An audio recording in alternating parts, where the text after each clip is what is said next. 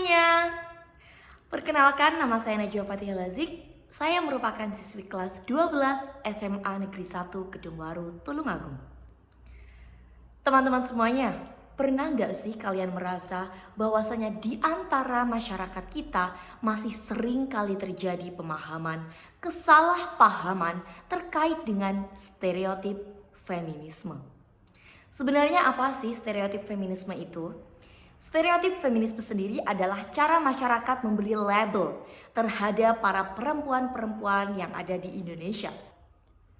Nah teman-teman semuanya, pada kesempatan yang berbahagia ini, menilik kesalahpahaman yang ada pada stereotip feminisme yang ada di Indonesia, izinkan saya untuk menyampaikan resensi dari sebuah buku karya Maria Ambar Suryono yang berjudul Kleting Kuning.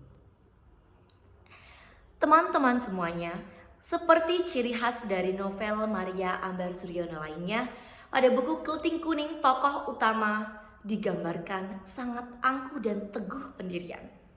Kali ini kita bertemu dengan sosok Tina. Tina merupakan anak tengah dari 5 bersaudari. Kelima saudarinya adalah perempuan. Mereka tumbuh dalam lingkup keluarga yang sangat amat harmonis. Ibunya sangat menyayangi mereka, ayahnya juga sangat memahami mereka. Tidak sama dengan saudari-saudari perempuan yang lainnya, Tina justru tumbuh dengan pemikiran yang amat berbeda. Tina percaya bahwa apapun yang ia lakukan, bagaimanapun cara dia berpenampilan, asalkan hal tersebut tidak merugikan orang lain, ia percaya bahwa apa yang diyakininya adalah benar. Tina merupakan seorang pemudi yang kita kenal dengan istilah tomboy.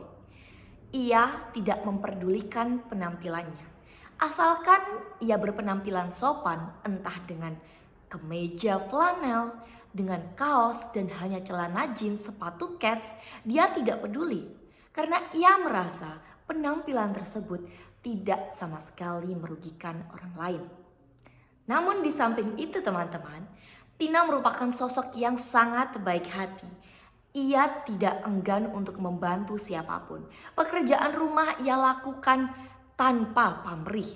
Bahkan untuk membenarkan genteng maupun membenarkan truk, ia tidak segan untuk melakukannya.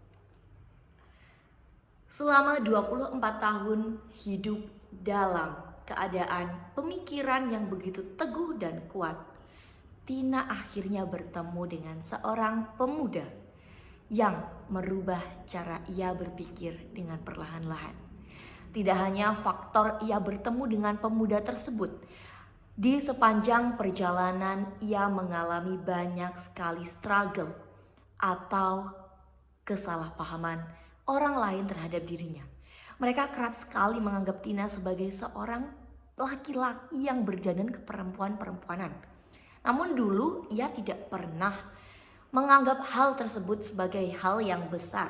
Tetapi kira-kira apa yang membuat Tina sampai berubah pikiran ketika ia bertemu dengan pemuda ini? Nah teman-teman semuanya, buku ini sangatlah bagus untuk teman-teman yang memasuki area pencarian jati diri. Karena menurut saya pada usia 17 tahun sampai 20 tahun, kita merupakan seorang perempuan yang masih rentan dengan apa yang dimaksud labil.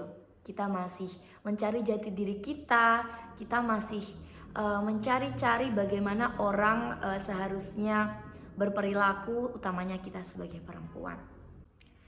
Keseluruhan buku ini adalah buku yang sangat sederhana dengan cakupan konflik, yaitu Tina dan juga berbagai orang di sekitarnya yang mempermasalahkan bagaimana ia bersikap, bagaimana ia berperilaku, yang seringkali kita sebut sebagai stereotip feminisme dalam masyarakat.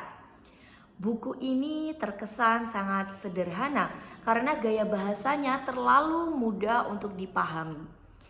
Namun, saya sangat menyukai buku ini karena menurut saya buku ini sangat ringan dan juga kita lihat dengan ukurannya yang begitu kecil, buku ini sangat mudah dibawa kemana-mana. Untuk isinya sendiri, kita bisa melihat dari 3 bab pertama bahwasanya karakter Tina dihadapkan dengan konflik-konflik kecil yang tidak ia anggap sebagai permasalahan yang begitu besar. Tapi begitu kita memasuki 3 bab terakhir, disinilah antusiasme kita dan jiwa adrenalin kita berpacu sangat tinggi. Hormon dopamin di sini sangat dipermainkan karena apa? Karena disinilah berbagai majas baru muncul. Majas personifikasi, majas hiperbola ditekankan penulis yaitu Maria pada 3 bab terakhir. Saya sangat merekomendasikan buku Keleting Kuning untuk teman-teman baik laki-laki maupun perempuan, utamanya perempuan yang sedang menginjak usia remaja, karena buku ini sangat lekat dengan kehidupan kita sehari-hari, bahasanya juga sangat mudah dipahami, dan juga buku ini mampu membedah kompleksitas dari isu feminisme yang ada di sekitar kita. Jadi teman-teman, apabila di area sekolah kalian memiliki perpustakaan yang lengkap dilengkapi dengan buku Keleting Kuning, kalian bisa langsung mengecek bukunya dan membaca buku ini dengan seksama. Apabila tidak ada, mungkin kalian bisa mengecek pada perpustakaan daerah yang ada di daerah kalian sendiri. Nah, sekian resensi buku yang dapat saya sampaikan. Ada kurang lebihnya saya mohon untuk dibenarkan pada kolom komentar. Sampai bertemu di lain kesempatan. Dadah.